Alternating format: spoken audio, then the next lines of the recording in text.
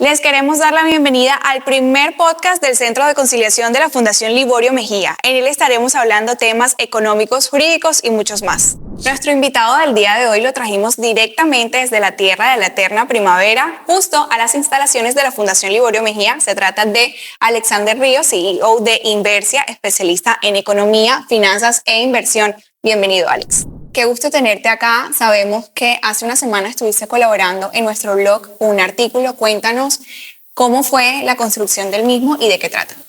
Bueno, estuvimos hablando un poquitico de la deuda y si los colombianos realmente la estamos tomando o porque nos gusta estar endeudados o porque tenemos muy mala educación financiera. Entonces, un artículo bien interesante que pone un punto de discusión y es: ¿tomamos decisiones por necesidad o por desconocimiento? Y creo que la lectura de este artículo va a ayudar mucho a las personas a pararse en un lado u otro y saber cómo está tomando decisiones. Partamos de lo realmente importante. ¿Qué significa para un país que el 77% de su economía dependa del consumo de los hogares? Puedes explicarlo de manera sencilla y no te limites en la respuesta. Bueno, eso es una muy buena pregunta para comenzar y es que un país dependa de su consumo interno no está mal. De hecho, todos los países en cierta medida dependen de su consumo interno y es natural. La gente trabaja, consume, importa y justamente eso es lo que mueve las economías. El problema no es de dónde la cantidad de este consumo, sino de dónde viene este consumo. Puede venir de la productividad o puede venir del endeudamiento. Entonces el problema no es cuando los países dependen del consumo, sino que este consumo esté apalancado en crédito. Y ahí es donde radica el principal problema. Okay. Para que lo entiendan las personas de la manera más simple posible, es como si tú tuvieras que pedir prestado todos los días para ir a la tienda y pedir un fiado. Así de sencillo. Es como vivir de fiado. ¿Será que el tendero siempre nos va a fiar todos los momentos sin que le paguemos constantemente y sin que tengamos un abono a esa cuenta? Entonces ahí empezamos, creo que, la conversación. Ok. ¿Crees que estamos usando el crédito para progresar o simplemente para sobrevivir al costo de vida? Bueno, oiga, están bien esas preguntas, está bueno. Listo. El crédito, siempre lo hemos dicho desde el mundo económico, tiene dos aristas. Hay crédito bueno y crédito malo. Crédito malo, para traer un poquito de finanzas personales a la conversación, es ese crédito que tomamos para consumir y que a la larga nos representa una salida de dinero sin un regreso futuro. Un crédito bueno es ese que utilizamos para invertir. Entonces, si cogemos la pregunta y la llevamos hacia el lado de la deuda, creo que nos estamos parando en el primer escenario y no en el segundo. Estamos tomando créditos para subsistir.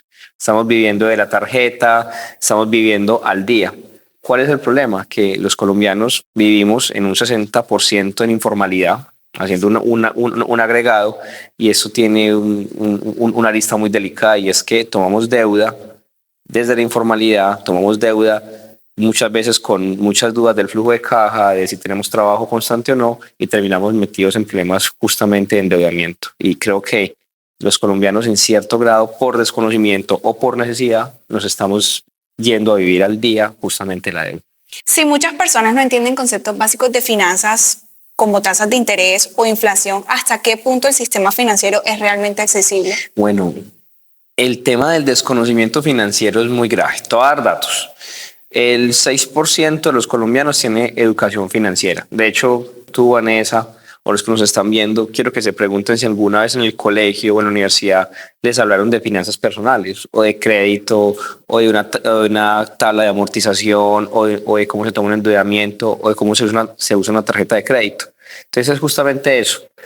Cuando hacemos la investigación, y creo que en el artículo lo menciono, el Banco de la República saca unos datos bien precisos, y es que en Colombia no más del 6% de los colombianos, como ya te dije, tiene educación financiera. Entonces, estamos tomando decisiones bajo un criterio de desconocimiento. Es muy curioso cuando pensamos que queremos enseñarle a las personas, por ejemplo, a invertir. Es algo que yo hago. Yo quiero que la gente aprenda a invertir, a manejar bien sus finanzas, a proyectar su futuro, por ejemplo, pensional, que para mí es re importante. Pero estamos intentando enseñarles a invertir, pero no entendemos ni siquiera lo que es una tasa de interés o la inflación. Entonces, ¿cómo estamos tomando decisiones?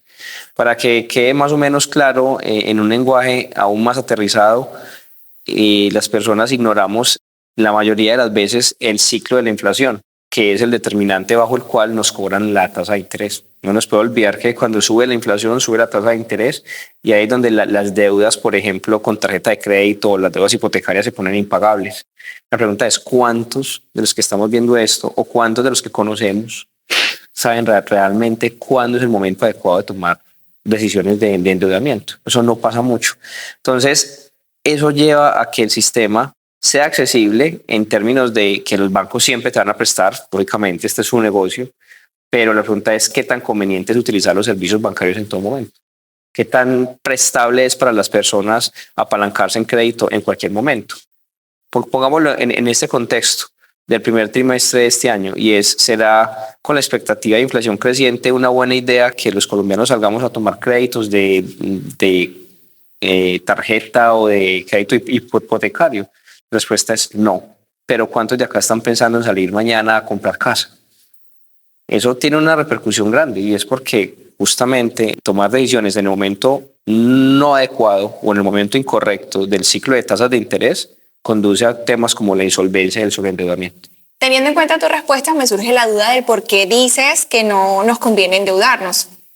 Quiero que me expliques eso un poco más. Bueno, Vane, qué buena pregunta. Bueno, como para profundizar en este punto, hay que hacer una salvedad y es que ahorita mencionaba el hecho de que los colombianos ignoramos mucho el tema del ciclo de las tasas de interés.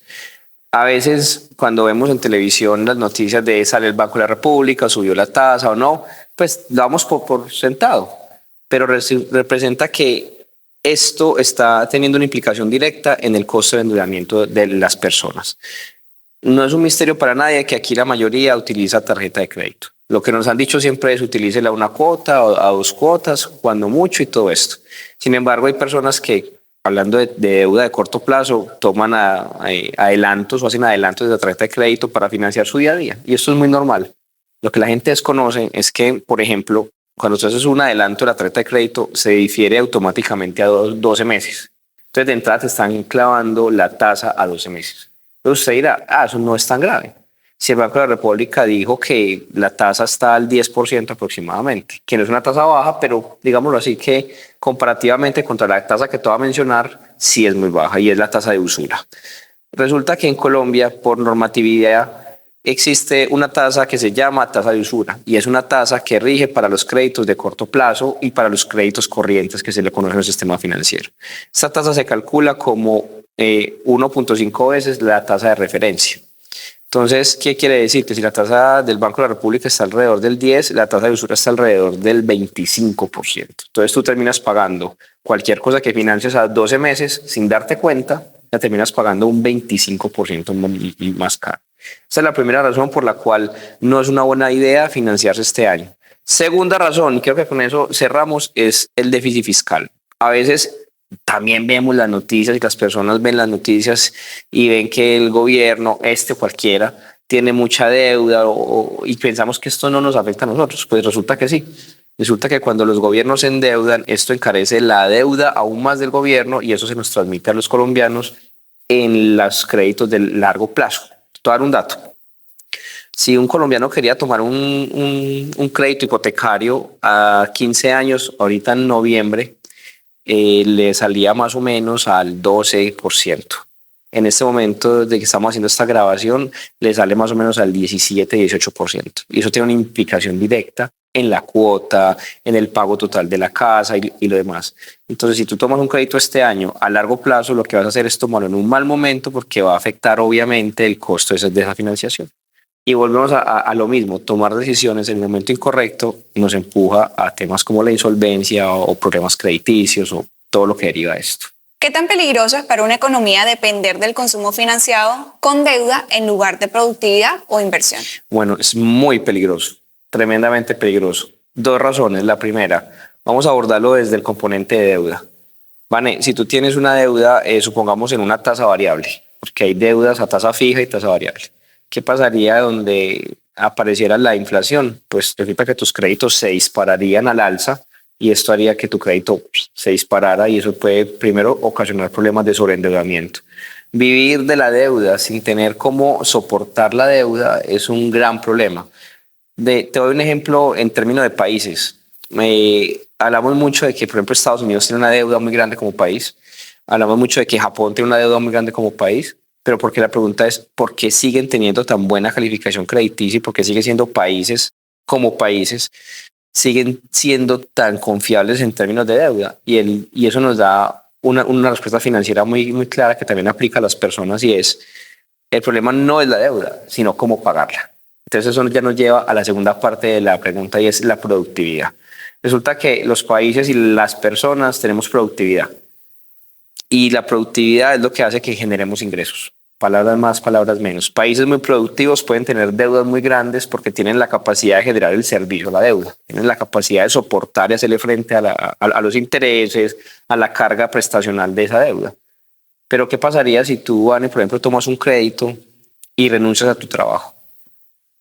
¿Cuál sería la consecuencia lógica de eso? Pues yo creo que es que puedes entrar en un problema financiero bastante grave. Posiblemente te tengas que ir a insolvencia dependiendo del tamaño de la deuda, ¿cierto? Entonces, o puedes, sin irnos al extremo, o puedes tomar uso de tus ahorros y afectar tu patrimonio. Se supone que los ahorros tienen otro propósito más allá de cubrir deudas. Entonces, mira que la productividad juega un papel muy importante. La productividad es el respaldo natural que crea el servicio a la deuda y lo que permite a las personas justamente apalancarse en crédito. Por una sociedad como la colombiana, creo que te lo dije ahorita, que tiene un 60% de informalidad, que tiene problemas estructurales en la industria, que tiene problemas para este año muy claros de inflación otra vez ascendente, cae en una especie de espiral muy peligroso, que es inflación subiendo, mucha informalidad, una industria muy débil. Eso puede empujar a que las deudas en algún momento se vuelvan insostenibles. Entonces, que quede claro un poquitico esto, es que la productividad es el respaldo natural a la capacidad de pago de las deudas. Entonces, ¿por qué tantas personas solo buscan ayuda financiera cuando ya están cerca de la insolvencia? Bueno, eso lo tocamos en el artículo, y es definitivamente el desconocimiento y la falta de educación financiera. Pensar en pasar de largo respecto a lo que pasa en nuestro entorno económico es el principal error. Es como la metáfora del pez que está en la pecera. ¿En qué momento el pez se da cuenta que está en la pecera? Únicamente cuando lo sacan del agua. Eso es lo que nos pasa a las personas cuando estamos en el mundo económico. Vamos por la vida tranquilos, tomando decisiones de endeudamiento o de inversión con una naturalidad, como si lo demás no importara. Pero cuando aparece, por ejemplo, la deuda país, o cuando se dispara el dólar y todo eso, y ya nos toca el bolsillo, ahí es donde nos sacan del agua, ahí es donde nos damos cuenta que estamos inmersos en un entorno que se mueve todo el tiempo, que nos afecta todo el tiempo, pero que a la larga ignoramos todo el tiempo. Entonces, definitivamente yo creo que las malas decisiones de endeudamiento, y es uno de los puntos a los que yo quiero llegar en el artículo, se deben ni siquiera por el afán de tomar deuda, se deben sobre todo en Colombia por la falta de educación financiera. Para ir cerrando este espacio, nos gustaría saber tu opinión acerca del papel de las redes sociales y si las personas se están endeudando para proyectar una vida que realmente no tienen.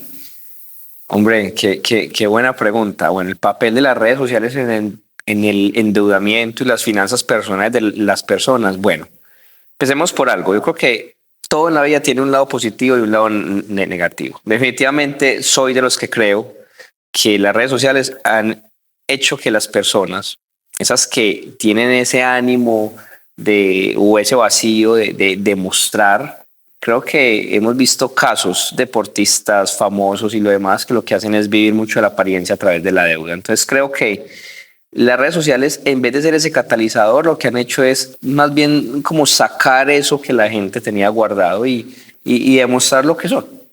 No voy a decir que sea para bien o para mal, pero creo que las redes sí han jugado un papel ahí. Pero así como quizá han empujado a estas personas a tomar una vida de opulencia y a querer vivir de lo que muestran, yo creo que también ha abierto una puerta muy interesante. Y te lo digo ahora sí como creador de contenido. Mira que desde Inversia hablamos mucho de economía y de inversión. Y justamente Inversia nace, y igual que otros colegas que tengo, es porque las redes sociales aparecen. Entonces yo creo que si debo atribuir el hecho de que la educación financiera se está expandiendo en Colombia muy rápidamente se debe justamente a la aparición de las redes sociales. Entonces yo creo que tenemos los dos puntos. Sí soy de los que considero que las redes han catalizado y han disparado este tema de mostrar, aparentar la opulencia y con ello los problemas de endeudamiento que creo que todos los días, inclusive hay páginas dedicadas justamente a mostrar los famosos más endeudados, es muy curioso. Pero así también aparecen unos creadores de contenido tremendos. Aparece, por ejemplo, la oportunidad como la fundación mostrarse como un aliado para aprender a gestionar tus deudas y aprovechar un poquito de esta educación financiera. Y aparecemos unos creadores de contenido que lo que hacemos es intentar que las personas tomen buenas decisiones. Curiosamente es un nicho que va en crecimiento y yo creo que las redes es justamente lo que nos ha permitido hacer eso. Yo creo que hoy por hoy es mucho más sencillo educarse gracias a las redes sociales que lo que tuvieron tu abuelo o mi abuelo, por ejemplo. Ellos venían con la educación financiera que le daban sus papás, con el famoso pan debajo del brazo o Dios proveerá.